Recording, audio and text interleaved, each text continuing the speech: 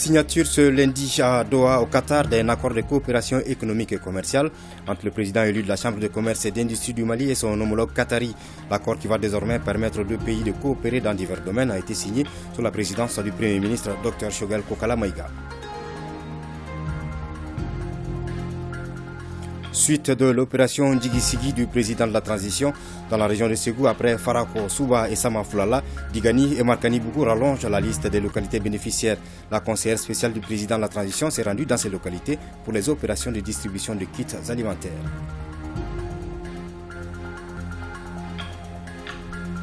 Sport, football, match retour des barrages du Mondial Qatar 2022.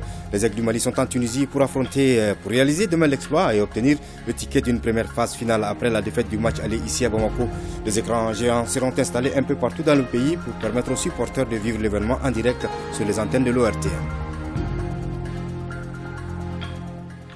Focus Santé s'intéresse ce soir à une intervention chirurgicale à cœur ouvert au centre André Festoc au sein de l'hôpital Mère-Enfant de Luxembourg. Une opération qui implique l'ouverture du thorax et qui peut durer en moyenne 4 à 6 heures. Merci de nous suivre. Bonsoir et bienvenue au journal sur ORTM 1. Signature ce lundi à Doha, au Qatar, d'un accord de coopération économique et commerciale entre le président élu de la Chambre de commerce et d'industrie du Mali et son homologue qatari. L'accord qui va permettre aux deux pays de coopérer dans divers domaines a été signé sous la présidence du Premier ministre Dr Choguel Kokala Maïga. Le récit de nos envoyés spéciaux Sidiki Damele et Adama Kamara. C'est déjà l'une des retombées de la visite du Premier ministre à Qatar, la signature d'un accord de partenariat commercial et économique entre la Chambre de commerce et d'industrie du Mali et celle du Qatar. Un document signé par les présidents des deux chambres sous l'œil vigilant du Premier ministre. Dr Choguel Kokala Maïga, qui avait rencontré les opérateurs économiques qataris dès les premiers jours de sa visite ici. Et très vite, les choses se sont accélérées, une aubaine pour la Chambre de commerce et d'industrie du Mali. Nous sommes très heureux d'avoir pu avoir cet accord, sans laquelle on ne peut pas établir de coopération économique et commerciale. Nous l'avons voulu depuis bien longtemps. C'est aujourd'hui que Dieu a voulu que cet accord soit signé avec la Chambre de commerce et d'industrie du Mali et Qatar Chambre d'industrie et de commerce. Cet accord vise à établir des relations économiques et commerciales pour identifier les potentialités que notre pays gorge aujourd'hui vis-à-vis de nos partenaires qataris, pour enfin qu'on puisse faire des projets de partenariat dans les domaines de l'agriculture, l'élevage, mines, énergie, transport et des infrastructures. Ces jeux, ils ont plusieurs structures qui financent ou qui accompagnent. On leur a demandé de consigner cette base juridique pour identifier les actions à mener les jours à venir. Après la signature de ce protocole, nous allons signer un plan d'action qui va établir les programmes de différentes actions à mener dans les jours à venir. Dans les tout prochains jours, une délégation d'opérateurs économiques qataris fera le déplacement au Mali pour rencontrer leurs homologues et explorer les différentes potentialités. Ça va ouvrir une grande coopération commerciale entre les deux. Et ce sera une fondation qui va baser sur une fondation de deux chambres de Qatar-Mali de commerce. La République du Mali a beaucoup de ressources minières et dans les domaines de l'agriculture et dans les domaines de bétail, tout. Et il souhaite qu'il y aura une grande coopération dans les domaines de sécurité alimentaire, dans les domaines des mines, dans tous les autres domaines. Avec cet accord, c'est un boulevard d'opportunités que le Qatar ouvre au Mali pour des investissements massifs dans les prochaines années. À Doha, au Qatar, le Premier ministre a reçu ce matin en audience le ministre qatari des dotations et des affaires religieuses Shahin Al-Ghanim. Les deux personnalités ont passé en revue la coopération bilatérale dans certains domaines clés comme la formation professionnelle, l'action humanitaire, l'agriculture ou encore les infrastructures. Les deux personnalités se sont exprimées à la fin de l'audience au micro de nos envoyés spéciaux. Je vous remercie pour l'exposé que vous avez fait, parce que vous avez mis de la lumière sur tous les sujets et surtout sur les relations futures, prometteuses, dans les différents domaines. Et soyez sûrs et certains que tout ce que vous avez demandé, tout ce que vous avez dit, nous allons nous intéresser à ça Et nous allons communiquer avec vous dans les moments les plus précis, les moments les plus proches. Et que les relations continuent entre nous. Investissement massif, j'ai expliqué que notre pays est en train de retrouver la paix. De plus en plus, il a besoin de se développer. Nous avons donc besoin d'investissements massifs dans l'agriculture, dans l'élevage, dans la formation professionnelle, dans le domaine des transports, des infrastructures, la construction des hôpitaux. Mais nous avons besoin aussi de transformer nos produits sur place. J'ai donné l'exemple du coton, où aujourd'hui on exporte les 98%.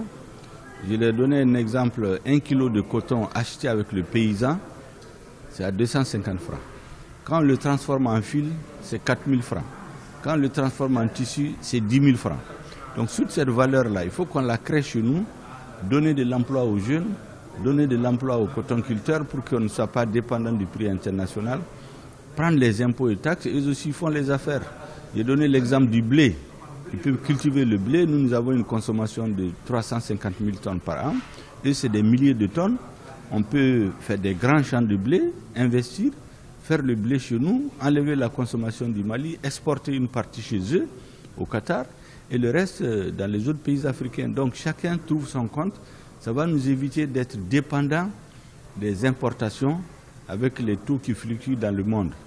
J'ai donné l'exemple du bétail, en disant que le bétail malien, c'est le deuxième après le Nigeria. Mais tout est exporté sur pied. On peut faire des grands abattoirs pour transformer, exporter la viande et tous les produits dérivés. J'ai donné le cas de l'or, où il y a des sociétés qui exploitent l'or. Ils peuvent venir aussi investir pour qu'on trouve notre compte. Et c'est pour parler de tout ça, les handicapés, les personnes démunies, les jeunes. J'ai indiqué les arabophones. Ils sont de plus en plus nombreux dans notre pays. Il leur faut du travail. Donc il faut qu'il y ait un espace, un écosystème administratif où quand ils sortent, ils peuvent travailler aussi dans des entreprises qui sont financées par des Arabes et des Maliens. J'ai parlé aussi de la question de la sécurité. Nous avons besoin d'équipements pour aider notre armée aujourd'hui. Nous avons besoin aussi d'investir dans le social pour que les plus démunis, les pauvres, les handicapés de tout genre puissent se sentir comme des citoyens à part entière. Et il y a l'emploi des jeunes naturellement. Et donc on est sorti extrêmement satisfait. En un mot, c'est l'ensemble des préoccupations des Maliens.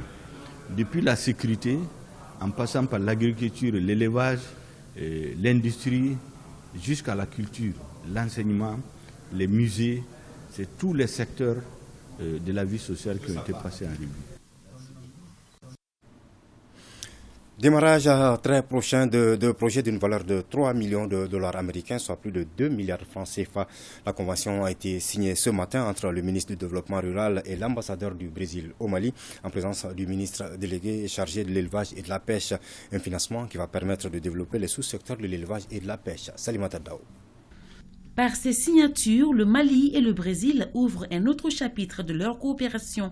Les deux pays vont exécuter ensemble la mise en œuvre de deux projets. Il s'agit du projet Augmentation du potentiel de production de viande bovine au Mali, Mali élevage, et de celui de l'augmentation du potentiel de production de la pisciculture au Mali.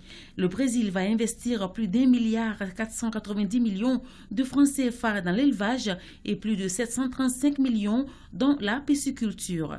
Cette dizaine de professeurs est arrivée ici hier et ils vont travailler avec les techniciens de votre ministère et les producteurs sur les aspects d'amélioration de l'alimentation et de la génétique du bétail.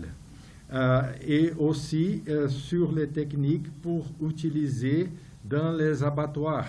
Les deux secteurs ciblés par la coopération brésilienne jouent un rôle important dans l'économie malienne, selon les chiffres donnés par le ministre du Développement rural. Le sous-secteur de l'élevage contribue à hauteur de 19% au produit intérieur brut du Mali. Il est le troisième contributeur aux recettes d'exportation au Mali, après l'or et le coton. Quant au sous-secteur de la pêche, il occupe 7,2% de la population malienne avec une contribution au PIB de 4,2%. Les objectifs spécifiques portent respectivement sur ce qui suit. Pour l'élevage, augmenter la production et la productivité en viande bovine de qualité dans la zone périurbaine de Bamako et dans la région de Kaï. Pour la pisciculture, augmenter la production de poissons dans la zone périurbaine de Bamako et dans les zones de Koulikou et Sélégué. La mise en œuvre de ces deux projets permettra de rehausser la qualité des produits de l'élevage et de la pêche à travers le renforcement de capacités des acteurs. Quels sont les impacts des activités menées par plan international dans le cadre de l'amélioration des conditions de vie des populations cibles dans la commune de Konobougou? C'est l'objectif d'une visite effectuée par le PDG Stéphane Omolo dans le village de Dioni Pissa, dans le cercle de Barweli. Reportage de Fousseni Samake. Dans le village de Dioni Pissa, commune rurale de Konobougou, le PDG de plan international voulait constater de visu l'impact des activités menées par son organisation dans le cadre de l'amélioration des conditions de vie des enfants, des femmes et autres personnes cibles. Stéphane Omolo et sa délégation ont assisté à une leçon modèle sur la paix et la cohésion sociale avec les élèves issus de la stratégie de scolarisation avancée, une séance de sensibilisation sur les genres et autres activités du projet Imagine dans la commune de Konobougou. Nous avons choisi le Mali pour témoigner notre solidarité, témoigner et renouveler notre engagement au peuple du Mali. Nous avons choisi non pas de rester simplement à Bamako, mais de venir toucher du doigt ce que nous faisons avec les communautés. Et puis on a été impressionnés. Aujourd'hui, nous sommes dans la région de Ségou et nous pouvons témoigner du travail que Plan, avec ses partenaires, sont en train de faire dans la région de Ségou. Notre appel, non seulement au Mali, mais à toute la communauté internationale, c'est de soutenir le Mali pour surmonter la famine, pour surmonter l'insécurité alimentaire et l'insécurité en général. Les activités de Plan Mali concernent plusieurs domaines, dont l'éducation, la santé, les droits des enfants, l'égalité genre. Dans le domaine de l'éducation, il y a eu, depuis 2007 jusqu'au jour d'aujourd'hui, la mise en place de 46 centres SSAP du cercle de Barweli et les transferts de 1219 apprenants, dont 620 filles à l'école classique, les renforcements de capacités des enseignants, des monitrices, les membres des comités de gestion scolaire, la construction et l'équipement de 43 salles. Cela fait 46 ans que Plan International intervient au Mali. Sa stratégie 2019-2023 est « Ensemble, nous agissons pour que 3 millions de filles au Mali puissent apprendre à diriger, décider et s'épanouir ». Suite de l'opération Djigisigi du président de la transition dans la région de Ségou, après Farako, Souba et Samafulala, Digani et Markani Bougou rallongent la liste des localités bénéficiaires. La conseillère spéciale du président de la transition s'est rendue dans ces localités pour les opérations de distribution de kits alimentaires. Jacqueline Dako. Servir au plus près des communautés, être à l'écoute des besoins des plus vulnérables et apporter des réponses adéquates à leurs problèmes, telles sont les préoccupations du président de la transition. Nous sommes à Digani, une commune rurale située à 5 km de Ségou. C'est sous le soleil ardent que les populations accueillent la délégation de l'opération Djigisigi. Les populations toutes joyeuses reçoivent leur kit du Ramadan, un geste fortement apprécié. Merci, Monsieur le Président. Nous, les enfants de Digani, nous vous disons merci. Que Dieu vous bénisse. Je suis très contente pour les vivres. C'est une charge de moins pour nous les pauvres. Grâce au président, nous passerons un bon mois de Ramadan. Nous sommes de cœur avec lui. Même geste à Markani Bougou qui reçoit aussi ses kits du Ramadan. Ces dons de vivres et non-vivres viennent s'ajouter aux multiples actions du président de la transition en faveur des couches défavorisées. Nous formulons des bénédictions pour le pays nous et jours. Nous sommes sans mots. Cependant, si le président peut nous aider socialement, encore en nous aménageant nos routes, en nous subventionnant des engrais pour nos champs et l'accès aux soins adéquats. Dans chaque commune où la délégation s'est rendue, elle a remis des livres du Saint-Coran et des tapis de prière aux différents imams afin que les fidèles prient pour le pays. Pour ce mois de Ramadan, que tous les Maliens soient solidaires. Comme le dit notre devise, un peuple, un but, une foi. que les Maliens soient unis, que les cœurs battent à l'unisson, qu'on prie pour le Mali, qu'on prie pour la stabilité du Mali, qu'on prie pour les plus pauvres et que chacun de son côté ait un peu de solidarité pour son voisin qui en a besoin. On a vu les écoles fermées, une mauvaise campagne agricole, donc on a recensé tous les problèmes et on rendra compte et on verra les solutions qui pourront être prises après. Après les 7 communes de Ségou, la délégation entamera d'autres distributions dans les jours à venir. 358 tonnes de vivres, c'est la quantité totale du don du président de la transition aux populations vulnérables de Nioro du Sahel. La cérémonie de distribution était placée sous la présidence du gouverneur de la région. Le compte rendu est signé Moussa Diakité. Depuis un certain temps, les plus hautes autorités du pays se battent pour amoindrir les effets des crises sur les populations. Chose qui se concrétise à Nioro du Sahel avec les dons ce début de week-end de 358 tonnes de vivres par le président de la transition aux populations vulnérables. Les dons se composent de 311 tonnes de farine de sorgho, 20 tonnes de farine de maïs et de 21 tonnes de pâtes alimentaires dans le souci d'atténuer considérablement la souffrance des bénéficiaires en cette période difficile. Ce don vient à point nommé parce que tout le monde sait que, en tout cas ces derniers temps, le nombre de vulnérables même a augmenté compte tenu de certaines circonstances que vous savez. Je vais citer ici la crise sécuritaire, la maladie à coronavirus et la faible pluviométrie qui a beaucoup joué sur la production agricole. Je suis très heureuse d'avoir ces dons en cette veille du mois de Ramadan. Je salue le président Assimi Goïta et son gouvernement. Que Dieu bénisse le Mali. La cérémonie qui nous réunit s'inscrit dans le cadre de la distribution solennelle de 358 tonnes de vivres offertes gracieusement aux couches les plus démunies de la région par son Excellence, le colonel Assimi Goïta, président de la transition, chef de l'État, à travers le commissariat à la sécurité alimentaire. Préparatif du mois de Ramadan, le ministère de la Santé et du Développement social vient d'entamer une opération de sensibilisation des femmes. L'exercice porte sur la préparation d'une alimentation saine et équilibrée pendant cette période particulière. Fousseni Tunkara. La ministre de la Santé et du Développement social devant ses sœurs. Elles sont invitées par le département pour suivre une séance de sensibilisation en faveur d'une alimentation saine et équilibrée. Nous sommes à l'approche du mois de Ramadan et tout le monde sait que pendant ce mois, les habitudes alimentaires changent. Maintenant, quelles sont les bonnes habitudes alimentaires, quels sont les bons comportements alimentaires qu'il faut avoir pendant le mois de Ramadan pour éviter de tomber malade? Et aussi, pour les personnes qui sont malades, qu'est-ce qui est conseillé de manger, qu'est-ce qui est conseillé de ne pas manger? Et également, nous avons aussi un public plus large pour que ces bonnes habitudes alimentaires, une bonne hygiène de vie, soient une habitude courante. Les chefs du département de la santé rassurent que cette dynamique sera maintenue.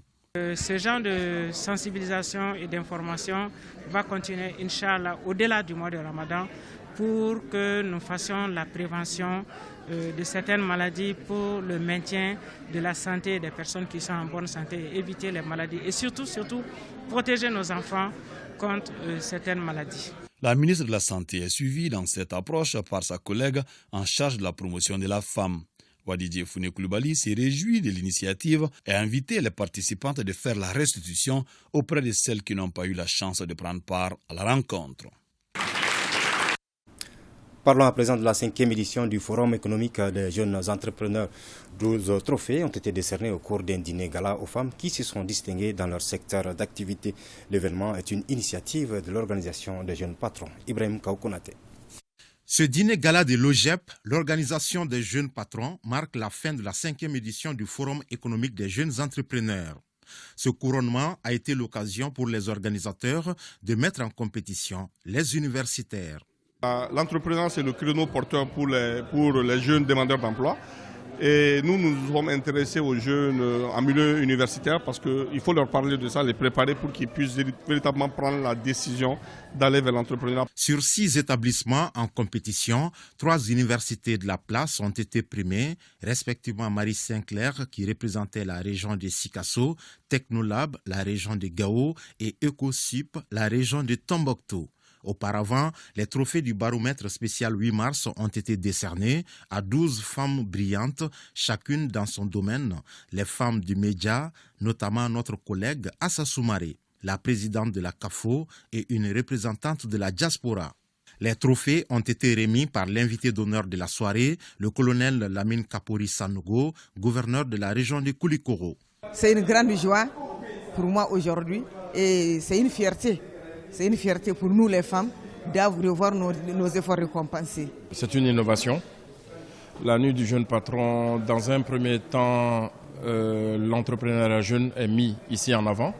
Et parmi les différentes innovations, ce que j'ai remarqué, au-delà de l'aspect entrepreneurial, il y a un aspect de veille citoyenne. Rappelons que l'OGEP est une organisation de jeunes patrons. Elle intervient dans le domaine de l'entrepreneuriat, la promotion des start-up et encourage l'innovation.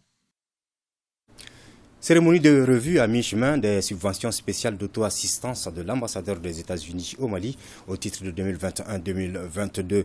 Il s'agit des subventions accordées à 6 organisations issues de 5 régions du Mali qui évoluent dans divers domaines. Bouakar Bablé Touré. Les bénéficiaires de ces subventions d'auto-assistance de l'ambassadeur des États-Unis au Mali au titre de 2021-2022 sont l'Association des ressortissants de Batal et sympathisants de Gao, celle des nomades Anya et Surgoufourou de Tombouctou, Djekabara de Kaï, la coopérative Danaya de Koulikoro et la fondation Tandana de Mopti. C'est un programme qui vise à accompagner les initiatives communautaires portées par ces organisations. L'idée est de donner ces petites organisations la chance de faire quelque chose, mais aussi d'augmenter leur niveau professionnel en termes de partenaires. Alors nous espérons qu'il y aura un impact positif de ces projets, mais qu'au futur, ces organisations seront mieux placées de travailler avec l'ONU, avec les autres, parce qu'il y a aussi une certaine formation de comment faire les projets qui donnent une certaine confiance aux partenaires. Ces projets ainsi financés ont trait au maraîchage, à la coupe-couture, la réhabilitation de centres de santé, la formation en entrepreneuriat et marketing, entre autres.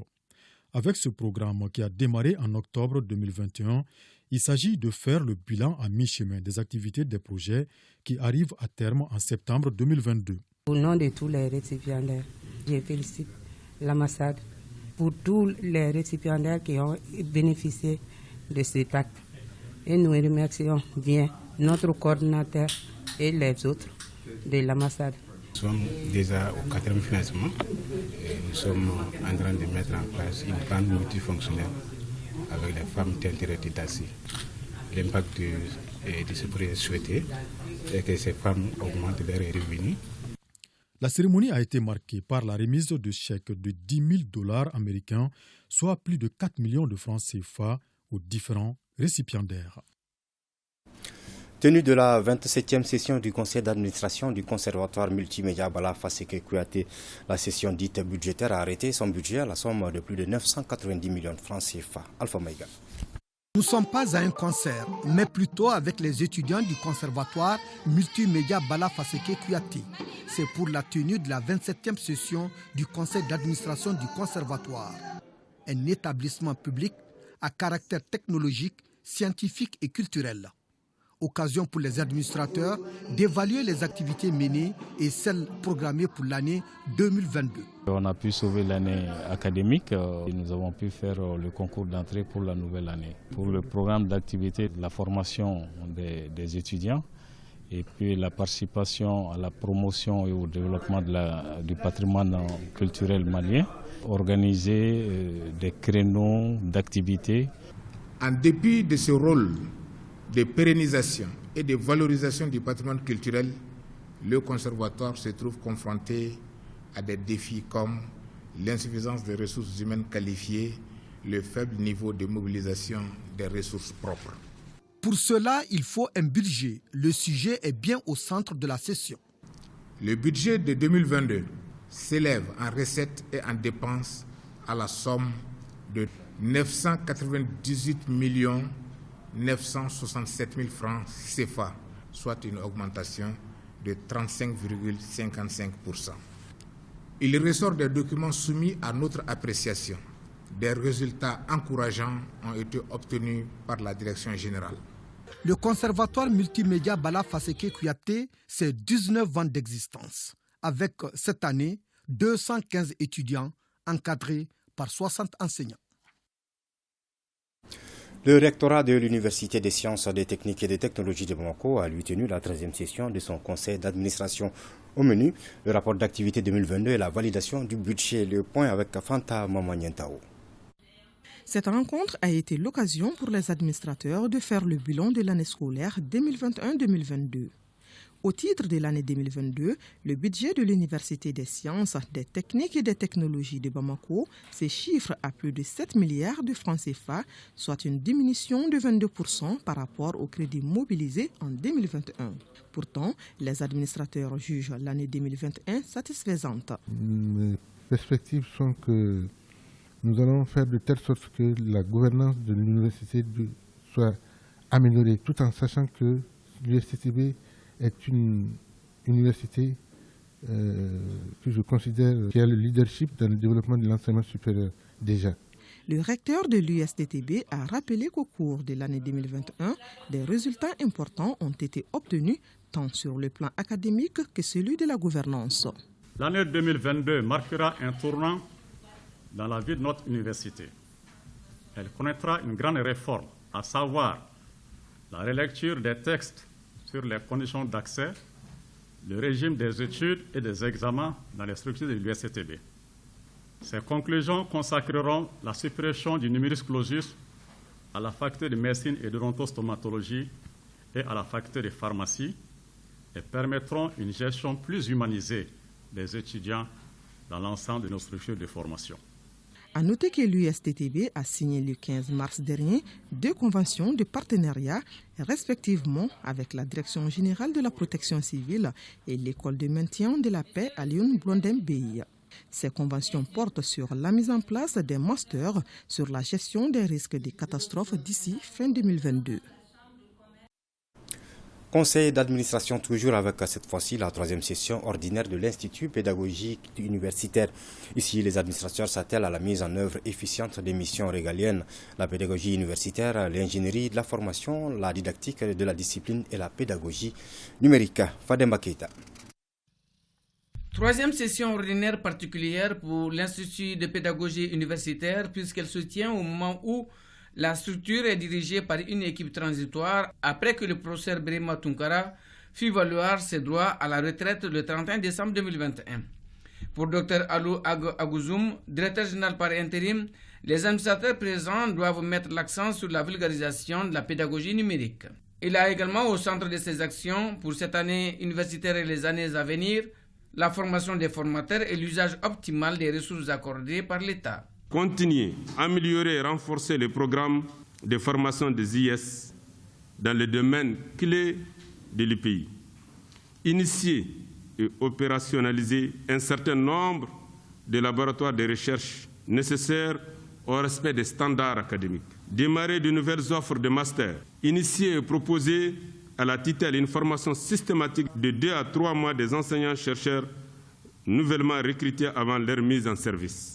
C'est dans cette quête perpétuelle de performance des institutions d'enseignement supérieur que le président du conseil d'administration invite les professionnels du secteur et les administrateurs présents à une analyse judicieuse des documents qui leur sont soumis.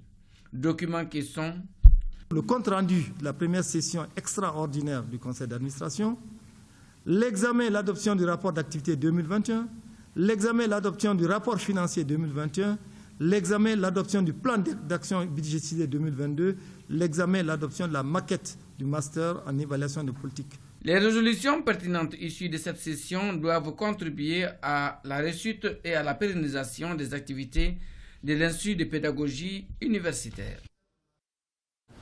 Les ambassadrices pour la paix sont plus que jamais mobilisées pour apporter leur pierre à la construction de l'édifice national. Elles ont en effet organisé un meeting de bénédiction aux autorités de la transition. Compte rendu signé Drissa Kone. Composées de toutes les confessions religieuses du Mali, les ambassadrices pour la paix APP Mali prient pour la nation. Ce meeting de bénédiction au Palais de la Culture Bazmana Sissoko coïncide avec la commémoration de la journée du 26 mars. On a pris le 26 mars parce que journée des martyrs, il faut refonder le Mali. s'il faut le refonder, il faut se baser sur quelque chose. On pense que cette journée nous procurera une bénédiction pour que, en tout cas, le Mali puisse sortir de cette crise. Je suis chrétienne catholique. Hier, j'ai prié à la mosquée. Donc c'est pour le Mali qu'on fait ça. Toutes les confessions religieuses font partie. Première du genre dans la commémoration du 26 mars, cette mobilisation des ambassadrices pour la paix au Mali est un engagement patriotique, une initiative saluée par le représentant du parrain. Vous avez choisi de vous constituer en association sous l'appellation des ambassadrices pour la paix au Mali, ce qui représente un symbole fort de votre attachement à la paix et à la stabilité du Mali. Vendredi 25 mars 2022, vous avez organisé des prières collectives et des bénédictions sur toute l'étendue du territoire national. Aujourd'hui, c'est un meeting que vous organisez pour montrer votre attachement aux autorités de la transition. Cette journée de bénédiction a été ponctuée des chants bibliques et coraniques ainsi que des exposés sur le rôle de la femme en temps de crise. Le Parti pour la restauration des valeurs du Mali, PRVM Fasoko, pour magnifier son 9e anniversaire, était face à la presse. Il s'agit pour le parti de faire le point des activités réalisées et de se projeter sur les échéances à venir. La transition politique, la stabilité du Mali sont quelques grandes priorités du PRVM Fasoko pour le retour à l'ordre constitutionnel. Dans un communiqué déposé à notre rédaction, l'on note qu'une délégation du parti RDA Mali a été reçue par le parti Sénid Faso Iriwaton. Des questions d'actualité ont été évoquées, notamment la gestion de la transition, le calendrier électoral, la situation sécuritaire, les rapports entre la transition et les partenaires de la CEDEAO, entre autres. La situation nationale du pays a été abordée également avec le parti phare Ankaouli qui a reçu à son siège une délégation du parti RDA Mali, précise ce communiqué conjoint. Ouverture de la première édition de la foire agricole de Ménaka. Les acteurs du secteur agricole sont venus de toutes les communes pour vivre cet événement premier du genre dans la région. Cette foire va surtout permettre d'aider les agriculteurs, les éleveurs et les maraîchers à mieux valoriser leurs produits. Compte rendu, Mohamed Lamine Maïga et Ibrahim Ag Amini. Ils sont tous là, responsables de la région de Ménaka, pour assister à l'ouverture de cette première édition de la foire agro-silvopastorale organisée par la Chambre régionale de l'agriculture. Je voudrais vous dire aujourd'hui que c'est un beau jour pour nous. On vit et on est dans le Mali. Il faut que le Mali sache aussi que nous, on existait qu'on produit. Il faut que le monde, nos voisins, sachent que nous, on produit, Ménaka produit. Cette foire est le signe de la présence de l'État et un signe de paix et de réconciliation. Nous ne cesserons jamais de prier pour ramener la paix et la quiétude dans notre pays et notre région en particulier. L'agriculture occupe une place de choix. Une grande partie de la population s'y en donne, malgré toutes les difficultés liées à la mauvaise pluviométrie. En organisant cette foire agricole, nous nous inscrivons dans la logique non seulement de valoriser nos produits, mais aussi et surtout de faire découvrir les différentes potentialités de notre région. Le chef de l'exécutif régional a salué le dynamisme de cette jeune chambre et son initiative. La foire agricole de Ménaka, dont nous sommes à la première édition, est une initiative salutaire à l'actif de cette jeune chambre. La foire vise à offrir aux populations de la région un espace unique de commercialisation des produits agricoles à Ménaka. Renforcer les échanges entre les agriculteurs et les innovations technologiques. La foire régionale agro-silvopastorale, artisanale et culturelle de Kidal à Sehar a pour objectif de soutenir les populations rurales, promouvoir l'économie locale, valoriser les savoir-faire en consolidant la paix et la cohésion sociale en 8e région. Appuyer les productions rurales, notamment pour les jeunes et les femmes, et surtout redémarrer les activités économiques dans la région en appui à la paix et au vivre ensemble. Des initiatives de ce genre à l'effet de converger les 5 cercles de la région de Kidal sur le cercle de Kidal pour la foire agro-silvopastorale permettra très sincèrement à converger les esprits, à imbriquer les âmes et à mettre les uns et les autres en phase dans cette période difficile que traverse notre pays. La dite foire est portée par la Chambre régionale d'agriculture en synergie avec les autres chambres consulaires, la Chambre des métiers, la Chambre des commerces, la Chambre des mines et plusieurs autres organisations des femmes et des jeunes. La foire de Kidal est perçue comme un espoir et nous lançons un cri de cœur à tous les partenaires pour accompagner le développement de la région de Kidal. À noter qu'en plus des expositions des participants venus des autres régions de notre pays et de l'Algérie, des conférences-débats marqueront cet important rendez-vous. Foire agricole à Menaka et à Kidal avec les comptes rendus de Mohamed Lamine Maïga et Sidi Elmedi Albaka. Sport à présent, les Aigles du Mali affrontent ce mardi à Tunis les Aigles de Carthage de la Tunisie. La rencontre compte pour le barrage retour du Mondial Qatar 2022 pour se qualifier à la phase finale de la prochaine Coupe du Monde. La victoire est impérative pour les nôtres. Selagatou Sissé, notre envoyé spécial, nous présente les enjeux du match. Opération Commando à Tunis. Battus à Bamako 1-0, les Aigles du Mali n'auront d'autre choix que de rendre la monnaie aux Tunisiens et décrocher la qualification à la Coupe du Monde au Qatar. Les Aigles, confiants, enregistrent le retour du capitaine Hamari Traoré, mais privé du défenseur Moussa Sissako, suspendu. Dans l'histoire, le Mali a l'habitude de chercher sa qualification à l'extérieur. L'encadrement technique a certainement tiré les enseignements de la défaite. Le moral de l'équipe est au beau fixe. Nous avons la ferme conviction que nous allons nous qualifier.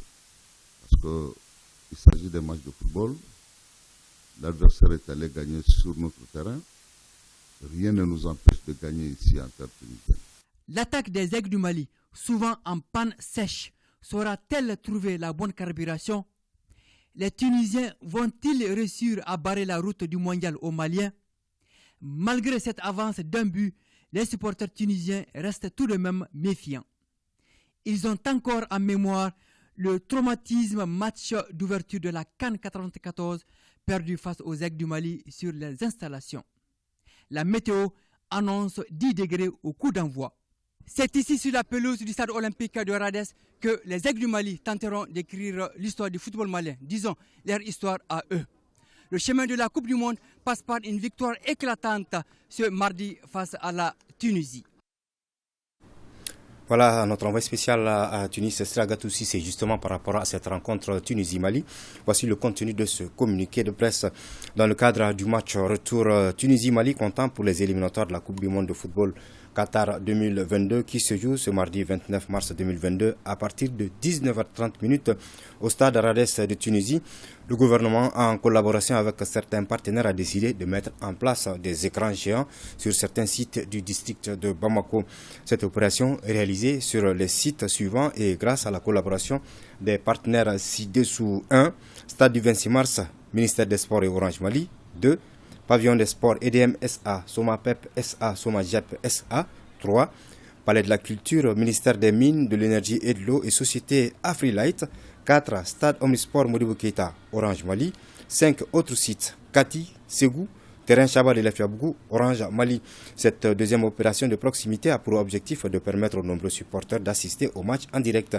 Le ministre de la Jeunesse et des Sports, chargé de l'instruction civique et de la construction citoyenne, informe par la même occasion l'opinion nationale que le match est retransmis en direct sur l'ORTM grâce à l'accompagnement de certains partenaires, notamment NDC Energy, Yara Oil, Soyat et Corridor qui ont payé intégralement les droits de diffusion de la rencontre. Le ministre remercie l'esprit de solidarité de ses collègues ministres chargés des mines et de la communication pour leur implication dans l'opération. L'élan patriotique de nos partenaires s'est compté sur la mobilisation et en appel à l'union sacrée du peuple malien derrière son équipe. Bonne chance aux Aigles du Mali, match que vous pourrez donc suivre à partir de 19h30 sur cette même antenne.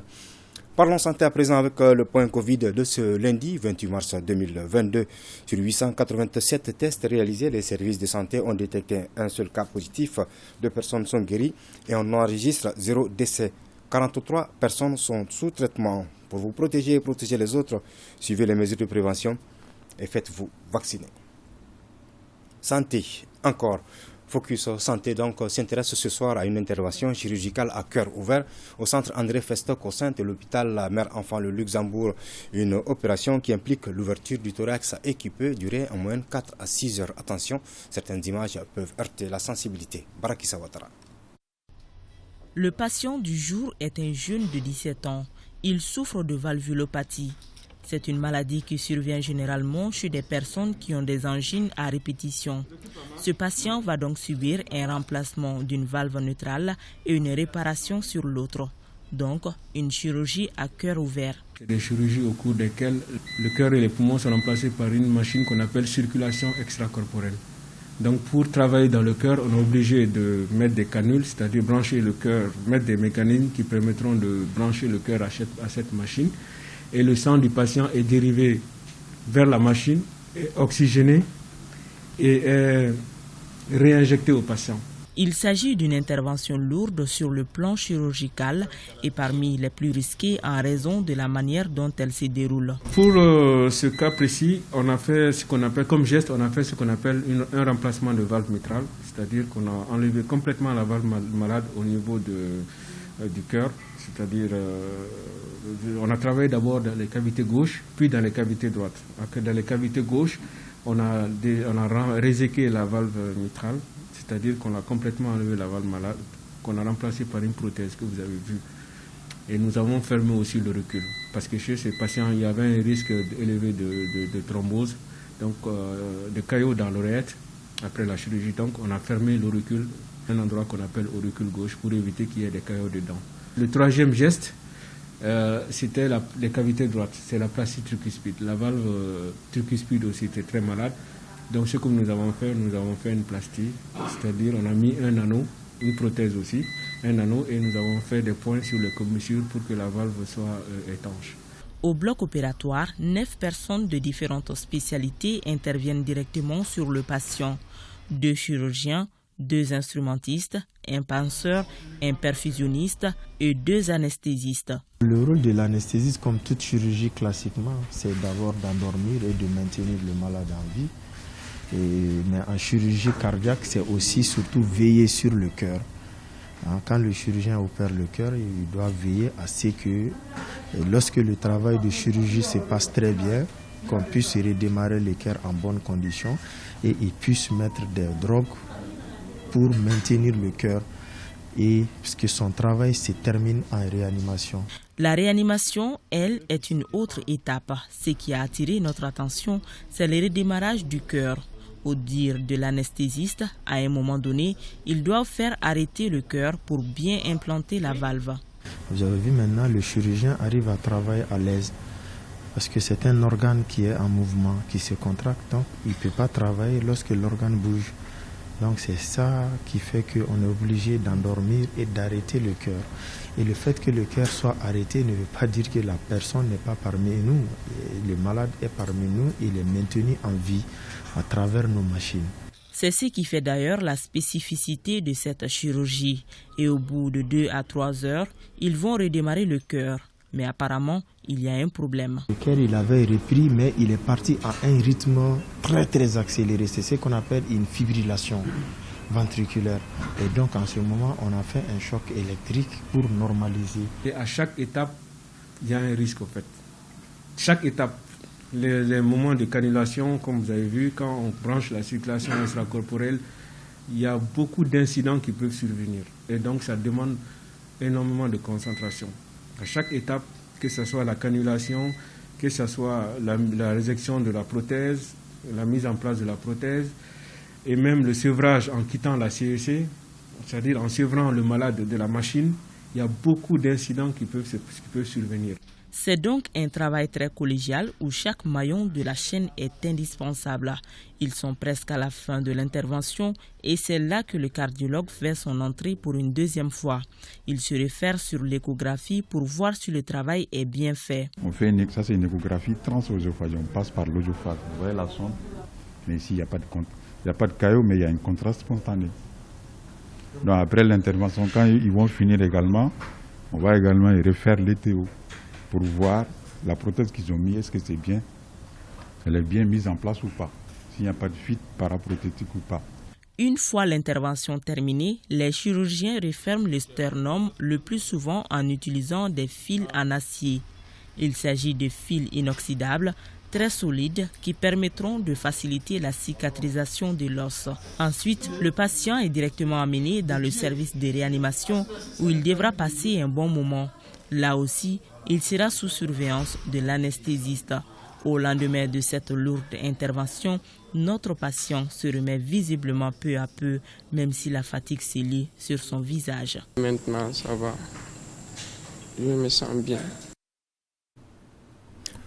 Voilà, c'est tout pour cette édition d'information. Merci de l'avoir suivi. Rendez-vous demain 19h30 pour le match retour des Aigles au compte du match retour des barrages de Qatar 2022. Bonsoir.